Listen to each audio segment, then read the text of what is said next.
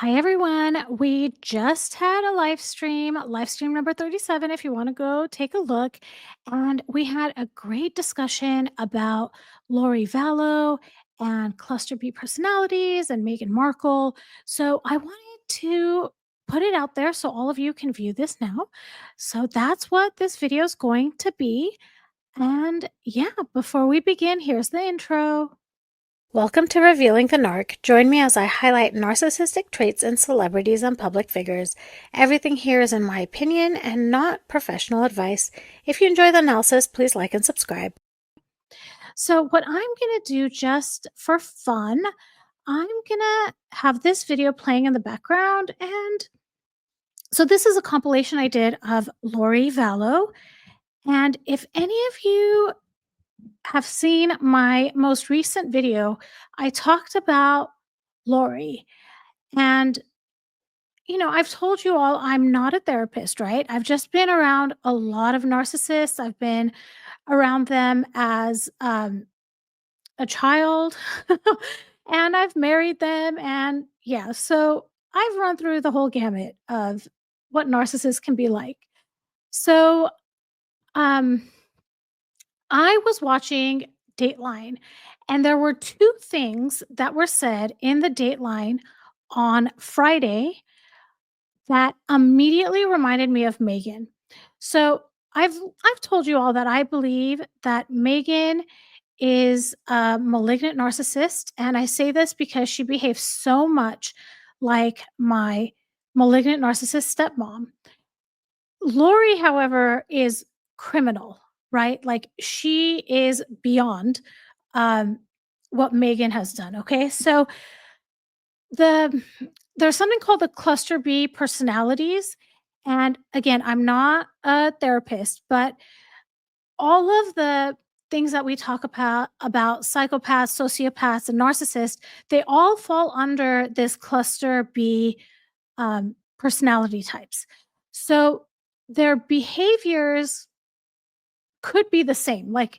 And someone actually on my most recent video said, "Why do they all behave the same?" Right? Why do they all behave the same way? And honestly, it's so good for us that they do because we can spot them. They all play the same game, you know what I mean? And we're so lucky that they do that. Um, oh, thank you, Pamela. I love having these lives too. And I want to thank you, Tanya, for being a member for 2 months. I appreciate it so much. And I love you and I love all of you. You guys are so great. I appreciate you all so, so much. Okay, so getting back to what happened on Friday. I watch Dateline every Friday. It's my favorite show ever. And my favorite journalist on Dateline is Keith Morrison. So Keith Morrison was the one that was that was the journalist for the episode on Friday. And he was interviewing Lori Vallow for her very first interview.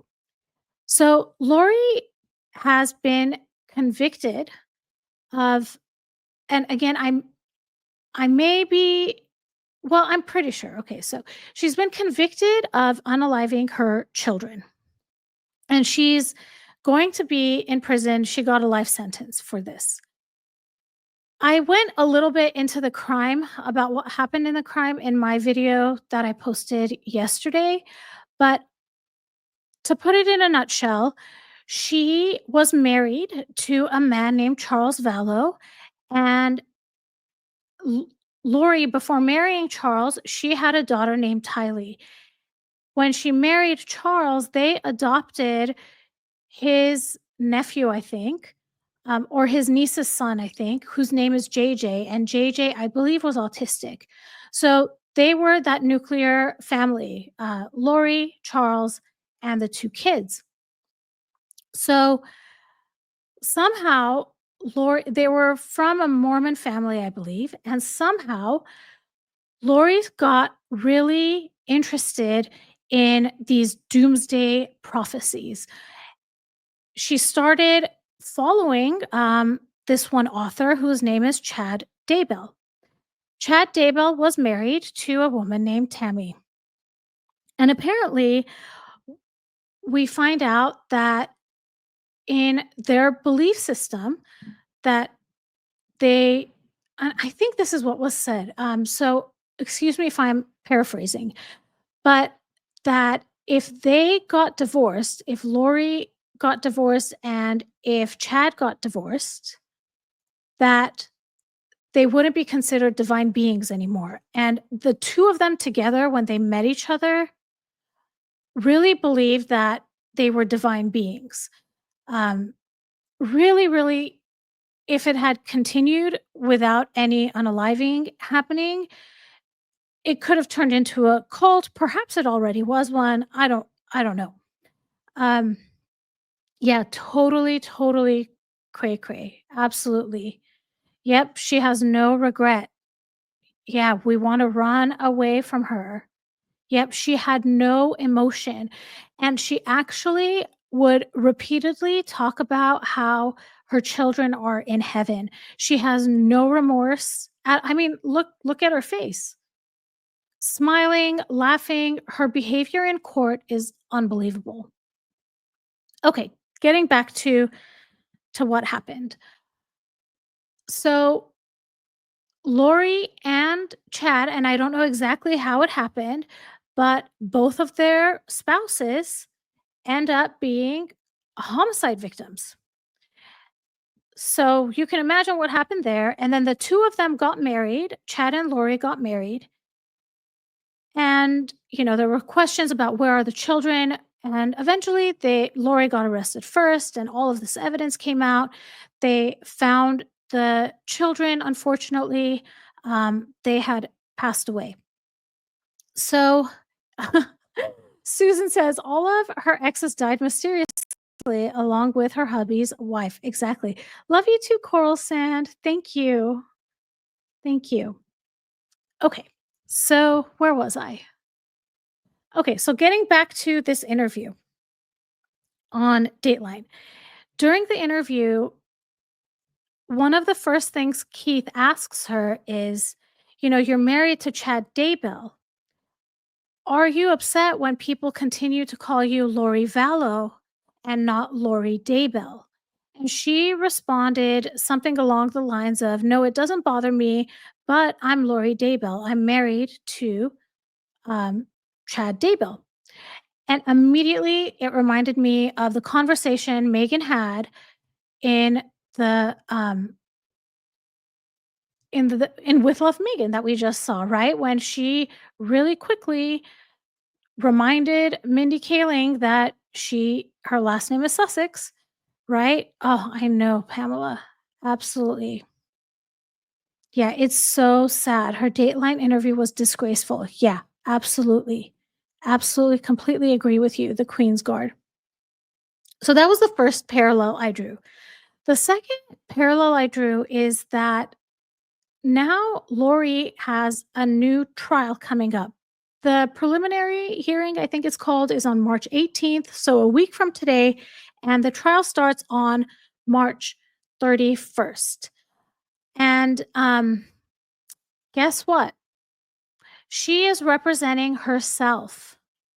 She has no legal training, and she has chosen to not have a lawyer and do the job of the lawyer. And immediately, this again got me thinking of Meghan, because how often does Meghan take on roles that are not hers?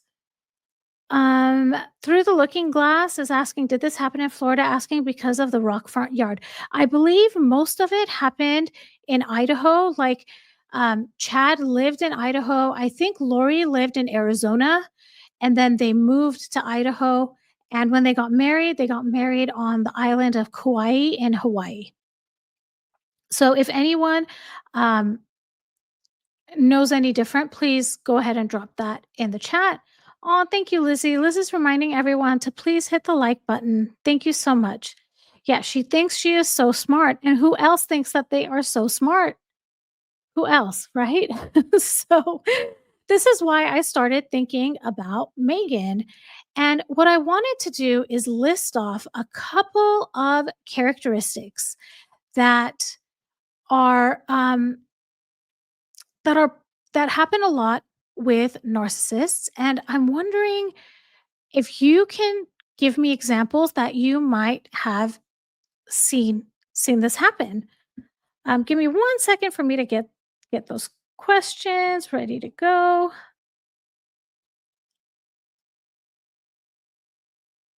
Okay, so first characteristic is oh my goodness. Okay, sorry guys. Sorry.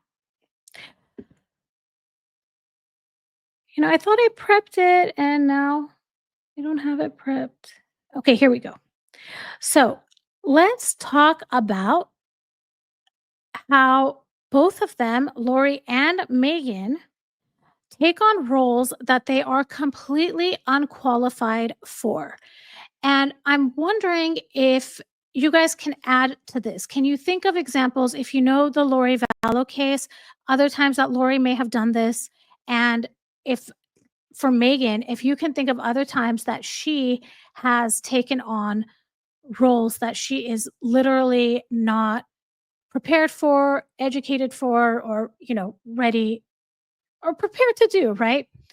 Susan says, just like Megan, Lori had her brother do all her dirty work.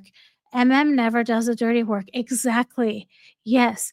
And mysteriously, okay, so this is part of the story that I didn't talk about. So Lori had a brother. His name, I believe, is Mike Cox. And actually, he is the gentleman here in this video being interviewed. So as you can see here, he's accused of unaliving Lori's husband. So he ends up he's really like her henchman, right? He did a lot of really weird things behind the scenes, and who knows what other things that haven't come to light that he did. He ends up passing away mysteriously, and people wonder, like, how did it happen? And it turned out that it was actually some sort of health crisis. Um, Oh, are there questions? No, I don't have them on the screen. So I'm just gonna ask it, and you guys tell me about any similarities you can think of where either one of them have taken on roles that they are just not qualified for. Yes, they both want to control the narrative. Exactly, Sharon. Exactly. And I think this is why Lori, I bet, literally can't wait to represent herself during trial because I mean it's gonna be horrible. And I'm gonna try to see if I can somehow watch it or I don't know if it's televised. It would be really awesome if I could go live on my Revealing the Crime channel and talk about what's going on. Lizzie says when Markle didn't want to let go of the flowers and give them to the person in charge of assisting her late queen's funeral. Exactly. Motherhood, both of them, cults and cake. That's great. That's great. I love it. The other thing I noticed about Lori is she constantly talks about how she's divine. She's this divine being. She's had multiple lives. And I think she's unqualified to say all those things. So, yeah. Okay, let's go to another characteristic. What about control issues? Where do you see any, or can you think of any off the top of your head control issues that both of them have demonstrated to all of us? Yes, when Markle organized that magazine cover, yes, that was Vogue, the British Vogue magazine, right? Yeah. Yeah, exactly. The Queen's Guard says, I believe it will be televised. They said in the motion hearing, you can stream it from Law and Crime YouTube, not Court TV. That's great. Okay, that's good. I'm going to see what I can do about that. I would love to be able to, I don't know, talk through it, or it would be awesome if I could do it live. Bad hair, Cults and Cake says, yeah. Uh, I see her grabbing the hand like MM. Yes. And Megan is hyper controlling of Harry. Yep. Physically steering him around. Absolutely. And like Just like Meghan, Lori lights up when the camera's on her. Do you guys notice that? I put a video up a couple of days ago where I was able to put together when Meghan winked and when Lori winked as soon as they spotted the camera. Like, they're just so similar, I feel. Tanya says, "Yep, she was definitely not, um, equipped to modernize the monarchy, and also she was trying to control it, right? And try to modernize the monarchy." Okay, what about grandiosity and self-importance? Can you think of examples where either one of them have demonstrated grandiosity or, or self-importance? I think, like, right off the bat, this whole thing of Lori thinking of herself as this divine being, she during her doomsday discussions, she believes she is part of this elite group of people that are called the last 144,000. She believes she was made or she was meant to lead this group. Um, During the interview, she talks about how um, eventually her and her husband Chad Daybell will be exonerated and that it was a vision that she had seen. So, really, Lori's grandiosity is so extreme. So extreme. Yes, Lori is a former beauty contestant. And if you watch Dateline, like when they showed that clip of her as the contestant, she has a very confident walk. Like she has that down. I could see how it would be easy, I think, for her to attract male attention. Yes, they love the camera and they know where it is. Yep, complete evil, Lizzie. Carol says, I'm going to modernize the monarchy. Sharon says, both believe they are better than everyone else. Tanya, at the Queen's funeral and Remembrance Day service. Yep, trying to control everything. Susan, hugging herself like MM all the time. Yep. Zephyr, Megzi almost pushing Queen Elizabeth II out of the way to get in the car first. Yes. Yes. And the trips they took for Invictus, but it was all about her. Absolutely, Leanne. Absolutely. Yeah, there's so much grandiosity that these two definitely demonstrate. What about manipulation tactics? Can you think of any manipulation tactics that these 2 or either one of them have done? And I can tell you again from watching Dateline, when you see Lori talking to Keith, she's always, she never answers a question, but she comes back with, "Well, how do you know that, Keith? That's a rumor, Keith. How do you know that's what happened? I'm the only one that knows what happened." So she's manipulating the situation and just letting everybody know, "I know the real truth. I know what actually happened." And I think this is another example of rewriting history, just like Megan does all the time. Carol says, Harry, oh, Harry, they're against us. Yeah. Yeah, that definitely manipulative. Tanya says, when Huggy told Druggy the royal family was racist. Yes, absolutely. That was an isolation tactic. Like she did that to create conflict between Harry and the rest of his family. Susan says she looks like a control freak. She knows better than everyone else. And this could apply to both of them, Susan. Like, that's how similar they are. Like, if we go back and we read these comments, anything that's not related to the queen, I mean, other than any comments that are about the children, I think apply to both of them. You know, extremely controlling, extremely manipulative, and, rewriting history is another manipulation tactic, right? Like, yeah, they both flirt to manipulate. Yes, Pamela, yes. Susan is on the right, or not on the right, is on the same page as Pamela, weaponizing that. Absolutely. Dorothy says covert, narcissism. Dorothy, would you mind expanding on that? Because I have known a covert narcissist, but I'm not sure that I see it in these two because to me they're so obviously narcissist, right? I wouldn't even know how you would like spot a covert narcissist that's in Hollywood because my experience with them is that they try to make you feel sorry for them, but in really like underhanded ways. So, yeah, let me know what you all think about that. Pamela, the whole you and me against the world thing is manipulative. Absolutely.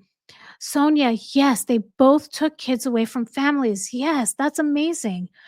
Paul says Megan has the press 24/7 that she can feed stories and also has Instagram now. Yep, Megan needs to be in the news 24/7. Absolutely. And I totally see that with Lori Vallow too. She is loving this, right? She wants to be in front of the cameras. And in fact, during the interview, she mentioned something like, "Oh, Keith, if you wanted to ask me more questions, we can go longer or we can do this another time." And Keith later on, like he adds in this narration where he says she was only allowed one 90-minute interview. So I almost wonder if she was purposely trying to extend her story, extend her time, and hope that she would get another interview. Uh, Zaza says, thanks, I didn't know that, but being, yeah, for and acting like a pageant girl. Exactly. Why would her attorneys allow Oh, Zaza, this is the thing, she doesn't have attorneys anymore. She's representing herself.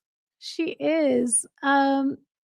If my client acted like that, the only thing I would do is say my client is nuts and not culpable due to insanity. So, Zaza, with this case, it took them 10 months before she was competent to stand trial. So she actually like she did go through a round of that, and I don't know exactly what that entails, but that was something that was mentioned. Susan says covert narcs use silent treatment, are very charming, subtle, and play the victim. Yes.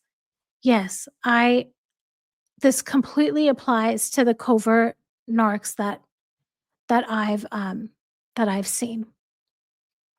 Yeah, absolutely, guys, absolutely. Okay, let's go to another one that I think is a parallel between Megan and Lori, and that's theatrical behavior. So I'm going to ask all of you, can you think of examples that either Lori or Megan have shown this theatrical type of um, behavior? And while you guys answer that, I'm going to have a sip of my water, so I will be right back.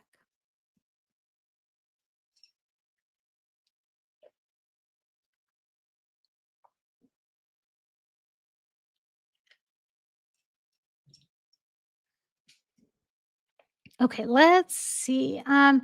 Sterling says similarity. Lori also invited George and Amal Clooney to her trial. Is that true, Sterling? I haven't heard that. I haven't heard that. Yes, Pamela, they both cut off people ruthlessly. Oh my gosh, Pamela, yes. Wow, you guys, let me know what you think about this chat. I'm really liking it because there's a lot of perspective that you all are adding to these two. This is so interesting. Carol says, "Can Megan develop into a Lori?" Great question through the looking glass.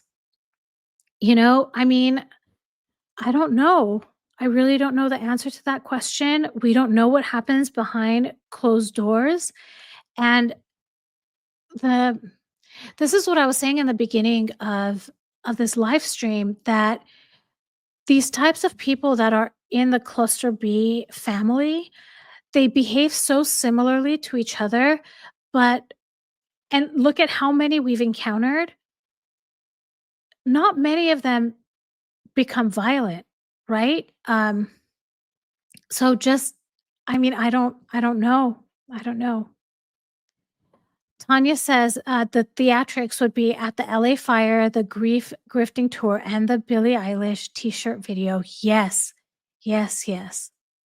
Rebecca, oh, hey there, while pretending to notice someone in a crowd. Yes, that video where she was giving um, Harry that dirty look and then she spotted the camera. Oh, my goodness.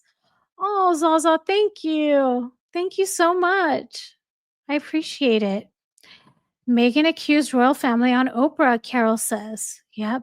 They distanced themselves from friends and family. Yep, exactly, Sharon. Pamela says Meghan tells something she thinks was a transgression against her and will then say, can you imagine? As if it's the worst thing ever. Yes. So she tries to exaggerate this victimhood almost, right? Yeah. So I'm going to ask you all a couple of questions and let me know what you think. So, okay, so let's go with this one first. Which one do you think is more delusional? Lori thinking that she can act as a lawyer and win her trial, or Megan thinking she can run a business? Jen J says everything MM does is a performance. Exactly. I don't think she even knows what's real and what isn't anymore. Or she does and loves even negative attention. I think so too. I think she has a very hard time understanding what's actually happening around her.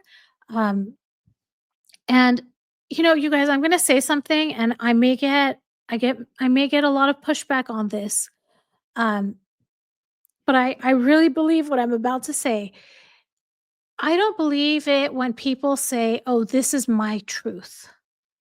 There's only one truth. When people are saying, "This is my truth," that's just your perspective. That's just what you've experienced in life that are leading you to believe that way. And I think when we say, "This is my truth," it's almost like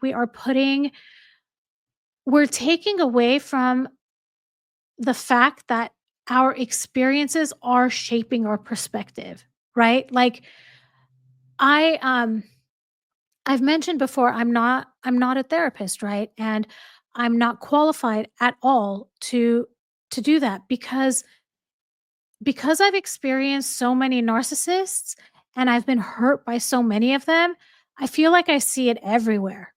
So I'm definitely biased and it's definitely that's my perspective. And I recognize that. And it's so important to recognize what your biases are.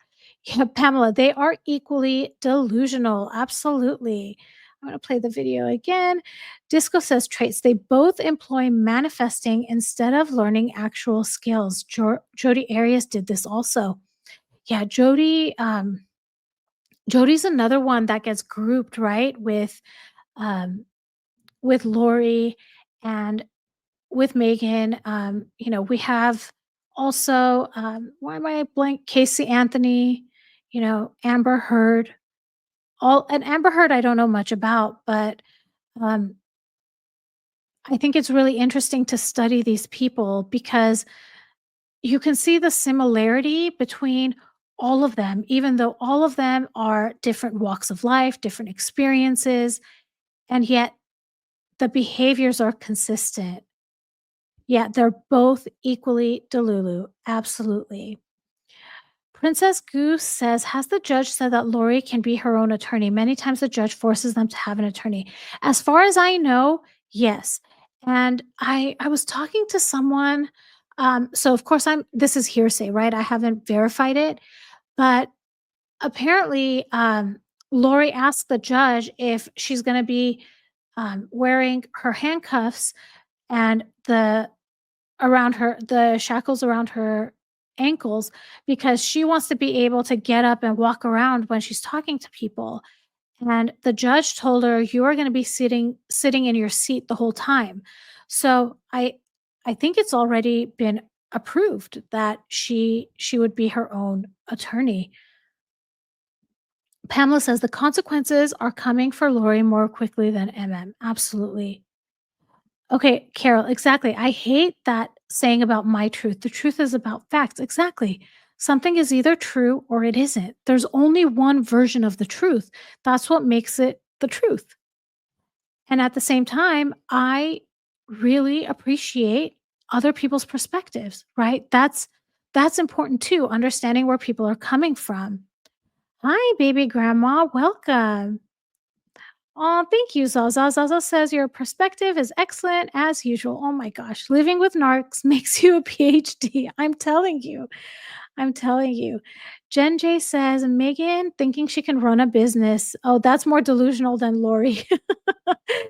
She doesn't want to do the work. Absolutely. Through the Looking Glass channel with Alice says Megan thinks she can be CEO of a business. It would require say, some attorney skills. Right now, I cannot see Megan at quite this level, and I don't know if I'm totally missing something and it's not good. I agree with you, and this is when I was watching the show and I heard about Lori representing herself. I immediately thought of Megan. She acts as her own lawyer with all these copyright and trademark issues. Like, if she really trusted and let a professional do it, I don't think she would have so many obstacles that she's been seeing, right? The Queen's Guard says, pretty darn bad when you're being compared. Yep, I'm not going to read that word. My truth can be gaslighting. Thank you, Paul. Thank you. Disco says Jodi Arias, Lori Vallow, Megan, Casey Anthony all live in a world of their own, completely removed from the truth and reality. Please let me never visit this place they live. It's scary. I completely agree. Zaza says, my daughter is a narc, and so were both my parents, but I was so involved in trying to find love and acceptance, I didn't notice it until they destroyed my life. I'm so sorry for you, Zaza. Not I'm sorry for you, but I'm sorry that you've experienced this, and I'm I'm sending you lots of hugs and love. It's so amazing that we have this community here that we can talk about this, and so many of our stories are so similar, and all of them are so heartbreaking. Cults and Cake says Megan's less Delulu because you can technically say, yes, she is famous. Yes, she is royal ish. Yes, she got deals. Lori is straight up nuts. They are both stuck in the past and pushing for a fake future. Yep. Tanya says, um, I was with a violent narc for 4 years. Took me 5 years to get over it. Yes, Tanya, I'm sorry that you experienced that. And they leave long term, consequences. So even though 5 years have gone by to get over it, there's still, it shifts your perspective a lot, I think, and for a long time. Um, Christine says, heard something, took me 10 times to break up with my narc ex boyfriend. Yep. Sorry, Christine, that you went through that. Hi, Teaspoon. Welcome.